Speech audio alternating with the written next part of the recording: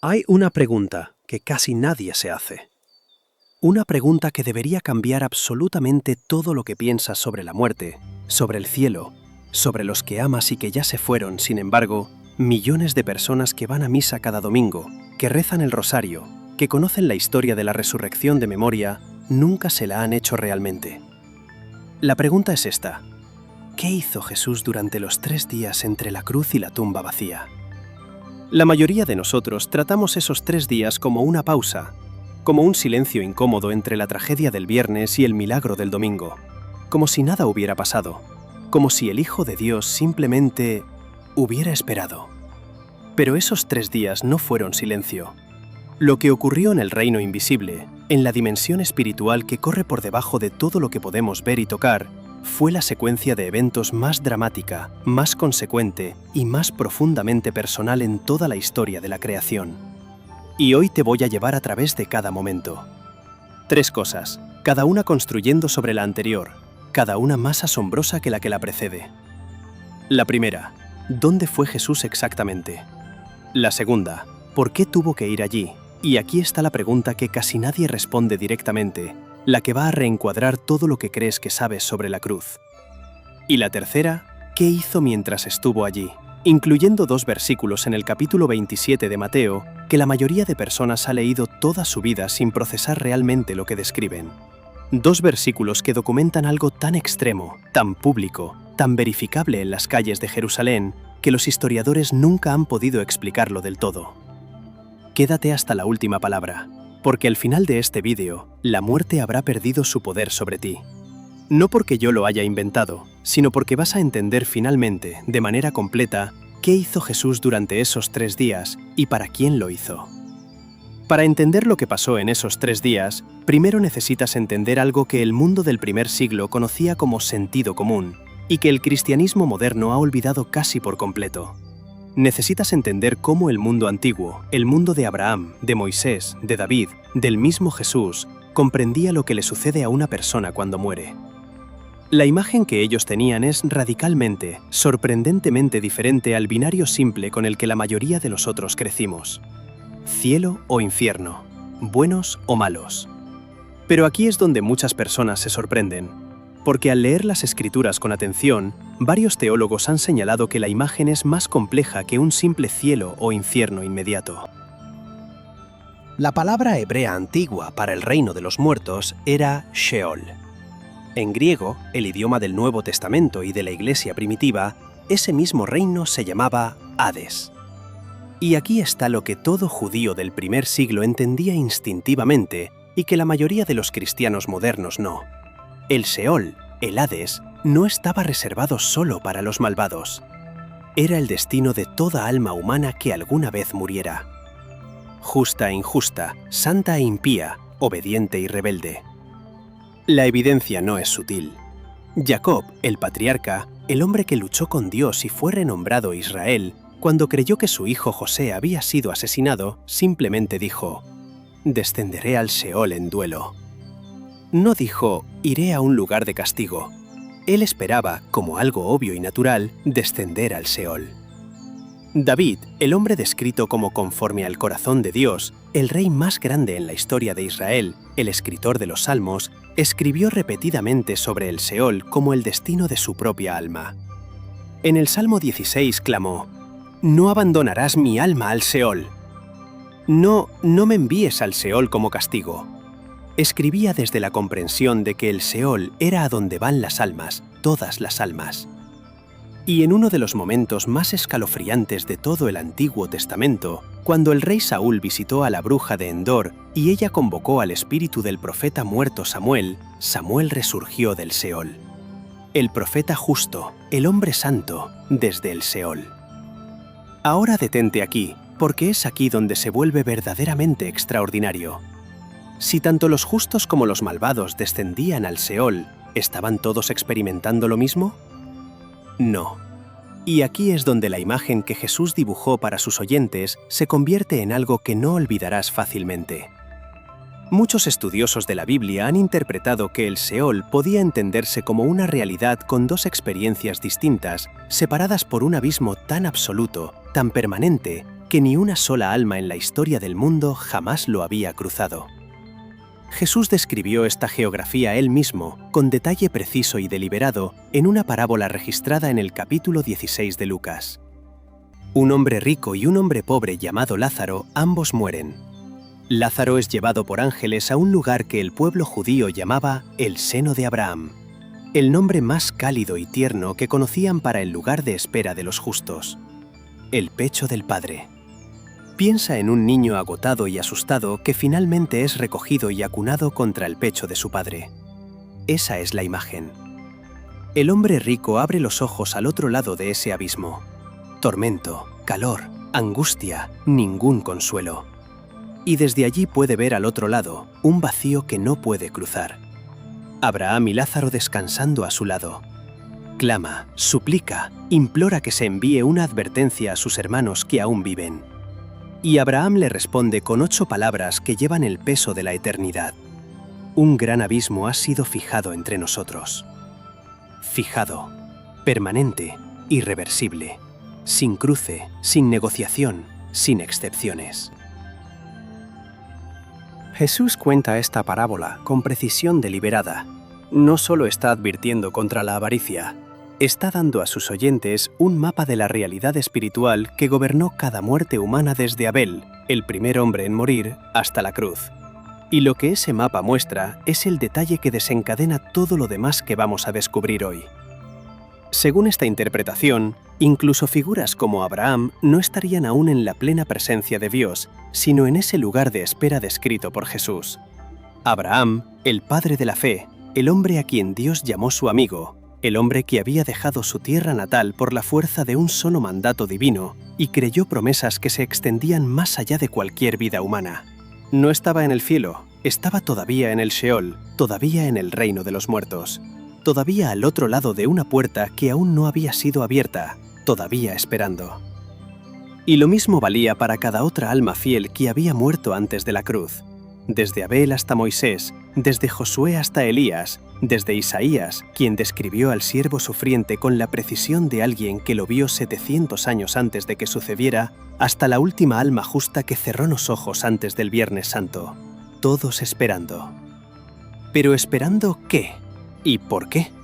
Esa pregunta, la pregunta de por qué la puerta estaba cerrada en primer lugar, es la que te prometí al comienzo de este vídeo. Y su respuesta comienza, como tantas cosas en las Escrituras, en un jardín. Cuando Adán y Eva pecaron, cuando el primer acto humano de desobediencia destrozó la comunión original entre la humanidad y Dios, algo se rompió que ningún ser humano en toda la historia posterior tenía la capacidad de reparar. La tradición cristiana ha entendido que, tras el pecado original, la humanidad quedó separada de la plena presencia de Dios, como si una puerta se hubiera cerrado. No porque Dios retirara su amor, no porque dejara de cuidar a los hombres y mujeres que había creado, sino porque la plenitud de su justicia, que no es crueldad, sino la expresión más profunda de su santidad, requería un pago por el pecado que ninguna vida humana finita podía hacer.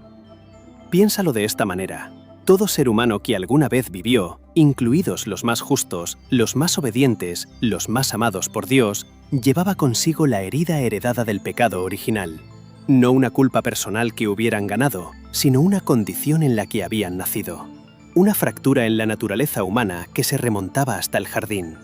Abraham no ganó esa fractura, pero la cargaba.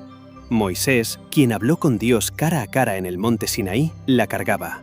David, el hombre conforme al corazón de Dios, la cargaba. Juan el Bautista, a quien Jesús llamó el más grande nacido de mujer, la cargaba. Y la plena presencia de Dios, la visión beatífica, el rostro sin velo del Padre, requiere un alma que haya sido completamente, infinitamente, perfectamente reconciliada. No casi reconciliada, no mayormente perdonada, completamente. La deuda era real, la deuda era infinita en su peso, y ninguna vida humana finita, por santa que fuera, por fiel que fuera, podía hacer un pago infinito. Así que los justos muertos esperaron.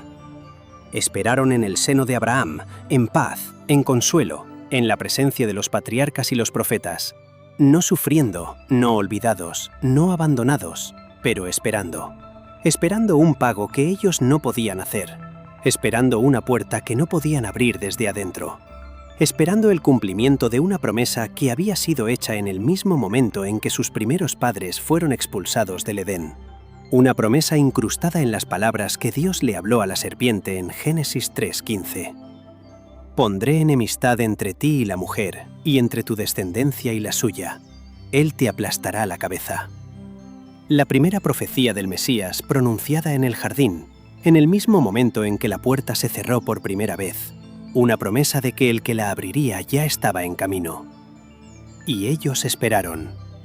Abel, el primer ser humano en morir en fe, esperó más tiempo que ninguno. Luego llegaron Adán y Eva al Sheol cargando el peso de saber que fue su acto el que inició la cadena de eventos que hizo necesaria toda esa espera.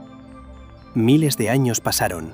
Un profeta tras otro descendió al seno de Abraham con nada más que la promesa y la fe de que un día sería cumplida. Y entonces, un viernes por la tarde en Jerusalén, a las 3 de la tarde, mientras los corderos de Pascua eran sacrificados en el templo, un hombre colgado en una cruz entre dos criminales gritó con voz fuerte: «¡Consumado es!» y bajó la cabeza y entregó su espíritu. La deuda fue pagada en su totalidad por el único en toda la creación con valor infinito que ofrecer.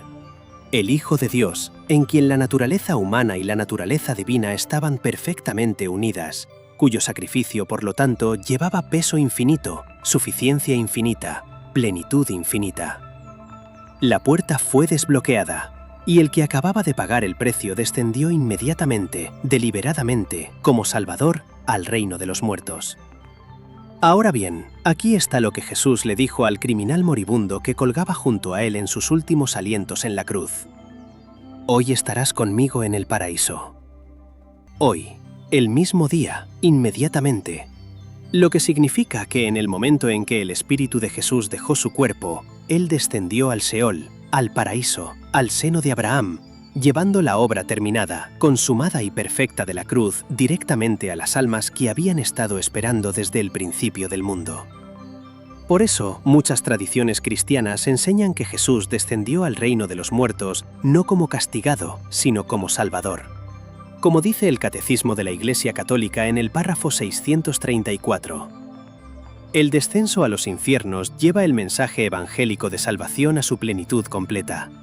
Esta es la última fase de la misión mesiánica de Jesús, la extensión de la obra redentora de Cristo a todos los hombres de todos los tiempos y todos los lugares.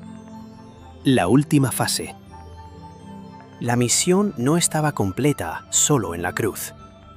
La cruz pagó el precio. El descenso lo entregó personalmente a cada alma que alguna vez vivió en fe y murió antes de que el pago pudiera hacerse. Por eso Jesús tuvo que descender. No como castigo, no como sufrimiento adicional, sino porque un Salvador no simplemente paga el rescate desde lejos y dice: «Adelante, entren». Él va en persona a traer a los cautivos a casa. Pero aquí hay algo que casi ningún predicador explica. Con la puerta desbloqueada y la obra de la cruz en mano, Jesús hizo algo antes de ir al seno de Abraham. Antes de reunir a las almas que esperaban, fue a algún lugar más oscuro, a alguien que no estaba esperando ser rescatado. Y lo que dijo allí, en el lugar más oscuro de la creación, está registrado en uno de los pasajes más misteriosos, más evitados y más teológicamente explosivos del Nuevo Testamento. Primera carta de Pedro, capítulo 3, versículos 18 al 20. Escucha cada palabra con cuidado. Cada palabra soporta el peso. Pedro escribe: Cristo también padeció una sola vez por los pecados, el justo por los injustos, para llevarnos a Dios, siendo a la verdad muerto en la carne, pero vivificado en espíritu, en el cual también fue y predicó a los espíritus encarcelados, los que en otro tiempo desobedecieron, cuando una vez esperaba la paciencia de Dios en los días de Noé, mientras se preparaba el arca. Fue y predicó a los espíritus encarcelados. 3 preguntas se abren desde el centro de esa frase. ¿Quiénes eran estos espíritus? ¿Dónde estaba esa prisión? ¿Y qué exactamente les proclamó? Algunos intérpretes han sugerido que eran las almas humanas de quienes perecieron en el diluvio de Noé. Pero esto choca directamente con Hebreos 9:27. Está establecido para los hombres que mueran una sola vez y después de esto el juicio. Una vez, luego juicio, sin segundas oportunidades. La decisión de esta vida queda sellada irrevocablemente en la muerte. Entonces Jesús no les estaba ofreciendo salvación ni una segunda oportunidad. Lo que el texto dice es solamente que les proclamó algo. Mira lo que Pedro escribe 3 versículos después, en el versículo 22, al describir a Jesús ascendiendo a la diestra del Padre. Quien habiendo subido al cielo está a la diestra de Dios, y a él están sujetos ángeles, autoridades y potestades. Sometidos a él. El lenguaje de la conquista, el lenguaje del dominio militar, el lenguaje de una guerra que ha sido ganada decisiva y permanentemente. Ahora lee la carta de Judas, versículo 6, escrita por el mismo círculo apostólico, en la misma generación, basándose en la misma tradición.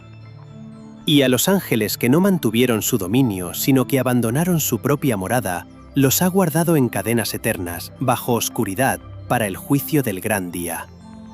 Encadenados en oscuridad, en una prisión esperando el juicio final. Dentro de la tradición judía antigua, algunos identifican a estos espíritus como seres espirituales que habían sido juzgados y permanecían en un estado de prisión, seres que habían transgredido los límites de su posición en los días antes del diluvio, que habían trabajado contra el plan de Dios para la humanidad desde antes de la memoria escrita del mundo, y que habían estado encarcelados en las profundidades del Seol desde entonces. Encadenados, esperando un juicio que sabían que llegaría. Y ahora Jesús, recién salido de la cruz, con su sufrimiento completo, la deuda pagada, la victoria asegurada, descendió al reino de los muertos, y fue a su prisión primero, no para ofrecerles misericordia, no para negociar, no para darles una segunda oportunidad, para declarar, para pararse frente a los enemigos más antiguos, más poderosos y más largamente encarcelados de la humanidad, y anunciar cara a cara, en su propio dominio, lo que la cruz había logrado. Este pasaje ha sido interpretado de distintas maneras, pero una de las lecturas más antiguas sugiere que Cristo proclamó su victoria incluso a los poderes espirituales que se oponían a Dios. El apóstol Pablo captura la imagen perfectamente en Colosenses 2:15. Habiendo despojado a los principados y a las potestades, los exhibió públicamente, triunfando sobre ellos en la cruz. La palabra griega para triunfando es exactamente la palabra que describe un triunfo militar romano. La ceremonia en la que un general victorioso desfilaba a sus enemigos vencidos por las calles de Roma encadenados, haciendo un espectáculo público de su humillación, anunciando a todo el mundo que la guerra había terminado y solo había un resultado. Muchos teólogos ven en este momento una proclamación de victoria, como si Cristo anunciara que la cruz no fue derrota, sino triunfo definitivo. No en las calles de Roma, no ante ojos humanos, en las profundidades del reino espiritual, en la prisión de los poderes que habían opuesto al pueblo de Dios desde antes del diluvio de Noé. Entró, se paró ante ellos, declaró su dominio absoluto, irreversible, sobre todo lo que alguna vez intentaron destruir. Ustedes creyeron que la cruz era su victoria, era la mía. Están juzgados. Yo tengo las llaves. Luego se dio la vuelta, se alejó de la oscuridad y se movió hacia la luz, hacia el seno de Abraham, hacia los muertos justos, hacia cada alma fiel que había estado esperando desde el comienzo del mundo. Y lo que sucedió en ese momento, el momento en que Jesús llegó al lugar de espera, está descrito en un lenguaje tan bello y tan preciso que ha dejado sin aliento a las personas por casi 20 siglos. Cada año, en el oficio de lectura del Sábado Santo, la Iglesia Católica lee en voz alta una homilía antigua. Nadie sabe quién la escribió. Ha sobrevivido durante casi 2000 años. Y lo que describe es el momento en que Jesús llegó al lugar de espera. Quiero que escuches parte de ella ahora. La homilía comienza. Hoy reina un gran silencio sobre la tierra. Un gran silencio y una gran quietud. Un gran silencio porque el Rey duerme. Y luego describe a Jesús descendiendo al reino de los muertos, buscando, moviéndose en la oscuridad, buscando a alguien. Y le da palabras. palabras que la Iglesia ha proclamado el Sábado Santo por casi 20 siglos. Ha ido a buscar a Adán, nuestro primer padre, como a una oveja perdida. Desea ardientemente visitar a los que viven en las tinieblas y en la sombra de la muerte. Va a librar de la tristeza a Adán en sus cadenas y a Eva cautiva con él. Les dice a ellos: «Yo soy tu Dios, que por tu amor me he hecho tu hijo. Levántate, tú que dormías, y yo te iluminaré. No te crié para que fueras prisionero en el reino de los muertos. Resucita de entre los muertos, porque soy la vida de los muertos».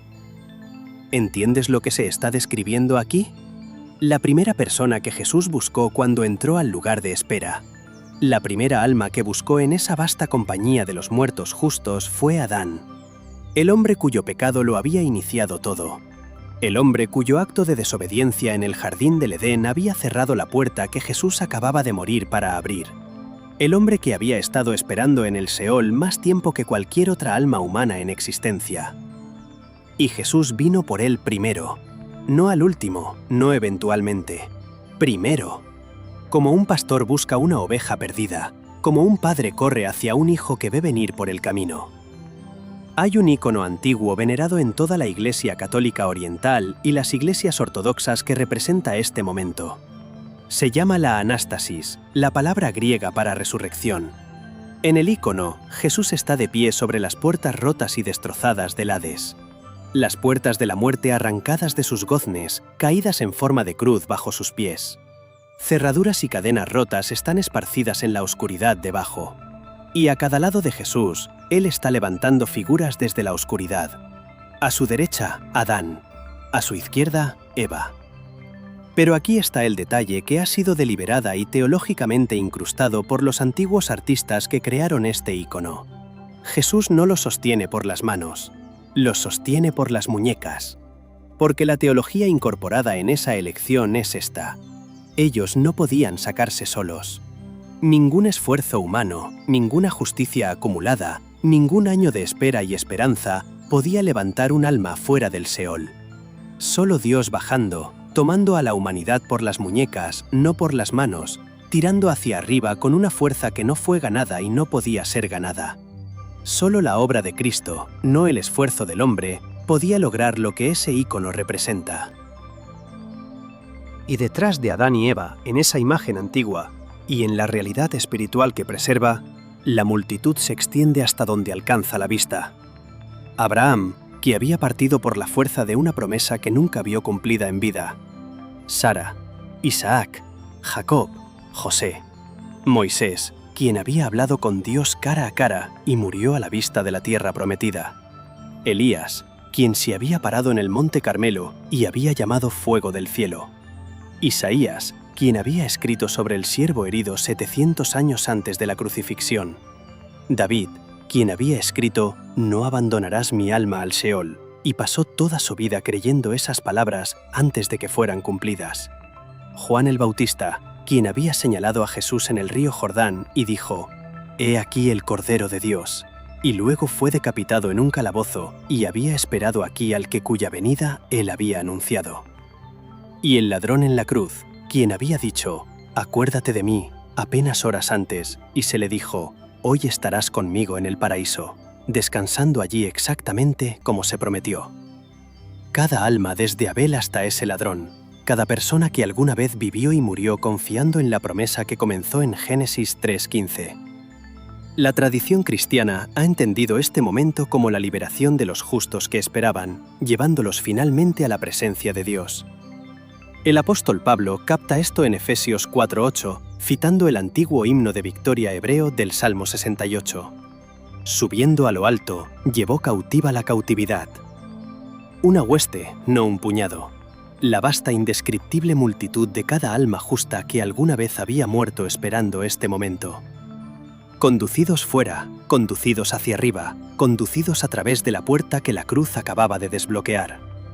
La puerta que había estado sellada desde el Edén, la puerta que solo el amor infinito derramado en una cruz podía haber abierto.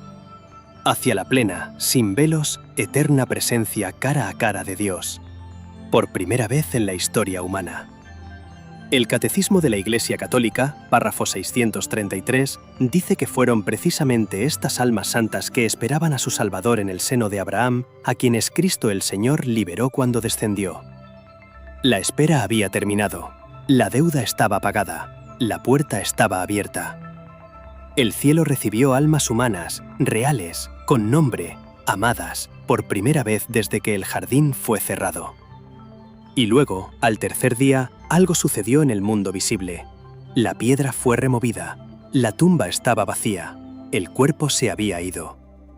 Y Mateo, registrando lo que siguió en los días que rodearon la resurrección, escribe 2 versículos que la mayoría de personas ha pasado por alto toda su vida. Capítulo 27, versículos 52 y 53. Y necesito que los escuches como si fuera la primera vez, porque lo que describe no es un símbolo. No es una metáfora, no es poesía, es un informe. Y los sepulcros se abrieron, y muchos cuerpos de santos que habían dormido se levantaron, y saliendo de los sepulcros, después de la resurrección de él, vinieron a la santa ciudad y aparecieron a muchos. Muchos cuerpos de santos resucitados, saliendo de sus tumbas, caminando a Jerusalén, apareciendo en persona, cara a cara, reconocidos ante muchas personas. Mateo está escribiendo para una audiencia en Jerusalén, personas que conocían a sus vecinos, personas que podían caminar a las casas de las personas que describía, personas que podían preguntar, personas que habían visto. Esto no era un rumor, no era entusiasmo religioso, eran vecinos, familias, personas con nombres y rostros e historias. Y Pedro, parado ante una multitud de Jerusalén 50 días después en Pentecostés, hizo algo que nadie podía refutar. Citó a David: «No abandonarás mi alma al Sheol». Y luego hizo el argumento que silenció a la ciudad. David escribió esas palabras, pero David murió. El cuerpo de David sigue en esa tumba. Puedes ir a ella ahora mismo. Entonces David no estaba escribiendo sobre sí mismo. Estaba escribiendo sobre alguien cuya alma realmente escaparía del Sheol, alguien cuyo cuerpo no permanecería en el suelo. Y luego Pedro dijo: «Ese alguien nosotros lo vimos, lo tocamos. Estuvo en habitaciones que cerramos por dentro, comió con nosotros, no está en ninguna tumba». Y la multitud con la que Pedro estaba hablando, muchos de ellos habían estado en Jerusalén semanas antes. Algunos de ellos habían visto a los santos resucitados con sus propios ojos caminando, reconocidos, en las calles de su propia ciudad. Esta era una ciudad llena de testigos, y ni uno solo de ellos pudo producir un cuerpo. Ahora mismo necesito traer todo esto a ti personalmente, directamente, porque nada de esto es meramente historia antigua. Apocalipsis 1:18. El Cristo resucitado le habla al apóstol Juan en la isla de Patmos.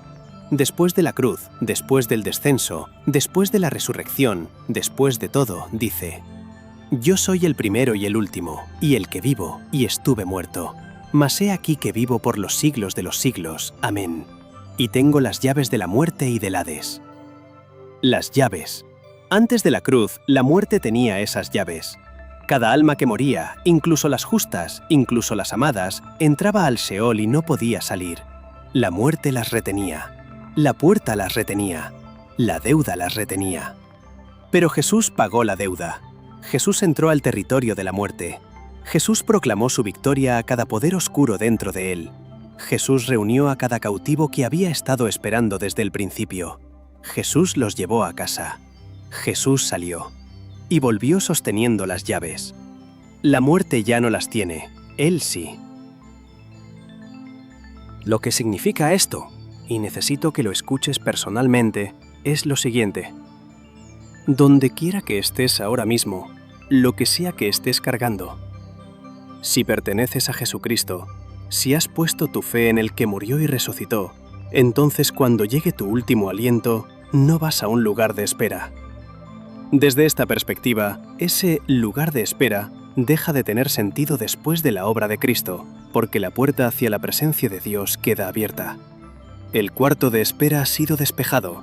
La puerta está completamente abierta. Vas directa, inmediatamente, a la presencia del Señor. El apóstol Pablo escribió esas palabras desde una celda de prisión en Roma, con su propia ejecución acercándose. Las escribió sin dolor, sin miedo, sin negociación. Para mí el vivir es Cristo y el morir es ganancia. Deseo partir y estar con Cristo, que es muchísimo mejor. Partir y estar con Cristo, no esperar, no descansar en un espacio de espera en el borde del cielo. Estar con Cristo cara a cara. Esto solo es posible por esos 3 días, por el descenso, por la proclamación, por el rescate, por la puerta que fue desbloqueada por el único pago que jamás podría haber sido suficiente. ¿Tienes miedo a la muerte? ¿A la tuya o a la de alguien que amas? ¿Estás sentado en el duelo ahora mismo preguntándote si la persona que perdiste está verdadera, completamente a salvo? Entonces quiero que tomes los 3 días en serio. No solo la cruz, no solo la tumba vacía, los 3 días en medio. Porque la cruz pagó el precio, pero los 3 días demostraron que el rescate fue personal. No solo desbloqueó la puerta desde afuera y dijo, «Adelante, entren». Entró él mismo. Fue a cada alma esperando en la oscuridad. Le dijo a Adán, a todos, «No te creé para que fueras prisionero aquí. Levántate, ven a casa». Y eso es lo que le dice a todos los que vienen a él. La puerta está abierta, fue primero y está allí al otro lado, esperando. Eso es para lo que fueron esos 3 días. Eso es el Evangelio completo. Y ahora entiendes lo que realmente pasó. Si este vídeo te dio algo real hoy, si sentiste el peso de lo que significa que Él cumplió esa promesa más antigua, déjame 4 palabras en los comentarios ahora mismo. Él cumplió la promesa. Quiero ver quién llegó hasta el final, porque las personas que siguen aquí son las que estaban listas para esto.